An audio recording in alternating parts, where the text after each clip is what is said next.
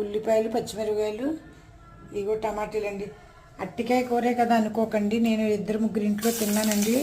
టమాటీలు వేసి ఒకళ్ళ ఇంట్లో అయితే చాలా బాగుందండి. ఎందుకంటే అడుగడికి మీకు ఉల్లిపాయలు ఇవే ఉండండి. టమాటీ ముక్కలు కూడా ఎన్ని వేసుకోవాలి అన్నీ వేసుకోవాలండి.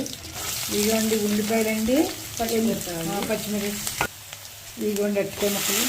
నేను 2 ఇంట్లో కాడ తిన్నానండి మధ్య నూరు వెళ్ళి పిచ్చగా ఒకళ్ళ ఇంట్లో నచ్చిందండి. అట్టికాయ కూరే కదా అని మీరు అనుకుంటున్నారండి, మాంసం కూరే కదా అని మనం అనుకుంటాం, కానీ వండి విధానాన్ని బట్టి బాగుంటాయండి. ఇదిగోండి టమాటా వేసుకున్నామండి. పసుపు, ఉప్పు, కారం అన్నీ కలిపేసామండి. ఇదిగోండి చిన్న అగ్గి మీద మగ్గనివ్వాలండి. ఆ తర్వాత ఒక పాల చుక్క వేసుకుందామండి. ఇదిగోండి నీళ్లు పోసుకుందామండి. ఇది కొంచెం మగ్గిన తర్వాత పాలు వేసుకుందామండి. ఇక పాలు వేసుకుందామండి, ఎంత అవసరం అంతే అండి. ఎక్కువ వేసినా తీపి వచ్చేస్తుంది. నాకు ఇష్టమైన పిచ్చెక్కించే సబ్జీ అండి, మాంసం చేప కంటే పేలండి.